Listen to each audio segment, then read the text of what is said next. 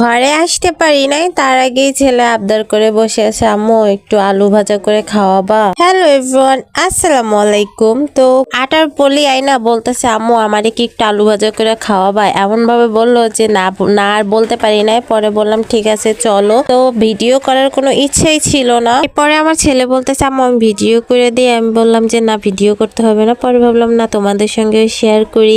তো অফ ক্যামেরাতে আলুগুলোকে কেটে নিয়েছি, বেশি পাতলাও না বেশি মোটাও না, মিডিয়াম আকারে। তারপর হচ্ছে হলুদের গুঁড়ি, মরিচের গুঁড়ি আর লবণ। এরপরে হচ্ছে অল্প অল্প করে আটা দিয়ে সুন্দর করে মাখাইয়ে নিছি। আর সত্যি কথা বলতে ওদিনকে দোকানে প্রচুর কাজ করছি, মানে প্রচুর বলতে অনেক দৌড়দৌড়ি করছি ওদিনকে, যার কারণে একটু মন চাইতেছিল না। কিন্তু ছেলের মুখের দিক তাকায় নাও বলতে পারি নাই, যে শত কষ্টই হোক না কেন তারপরও তাকে ওইটা বানাই খাওয়াই। তো যাই হোক, এর মধ্যে আমি আবার একটু ডিম দিয়ে দিছি একটা, যাতে একটু স্পেশাল হয় তার জন্য। তো একটা ডিম দিয়ে আবার একটু মাখাই নিলাম, নিয়ে তারপর হচ্ছে গিয়ে হালকা একটু পানি দিয়ে এরকম একটু ঘনত্ব রেখে তারপর হচ্ছে করে নিছি। আর এটা কিন্তু আমার রেডি, এবার একটু ভাজার পালা। আর আমার ছেলে না সহজে কোনো কিছু খাইতে চায় না, মানে কোনো আবদার করে না যে এটা করে দাও সেইটা করে দাও। কিন্তু আর যত আবদার করে ওর আপার কাছে করে, আমার কাছে তেমন কোনো আবদার করে না। আমার কাছে যদি করে সেটা আমি রাখার চেষ্টা করি। এরপরে হচ্ছে আলুগুলোকে ভেজে নিব, কিন্তু মনেই হচ্ছিল না যে আমি আলু ভাজতেছি, মনে হচ্ছিল হয়তো বা কোনো ভাজা পিঠা টিঠা বানাইতেছি। মানে দেখতে কিন্তু ভালোই লাগতেছিল।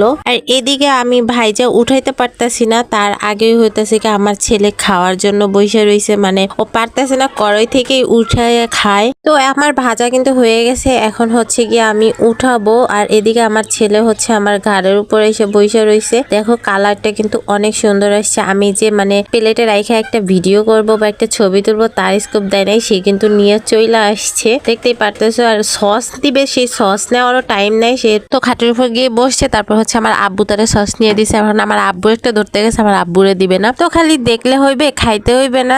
তো আমার মতো তোমরাও সন্তানদের আবদার ঝটপট মেটাও। আল্লাহ হাফেজ।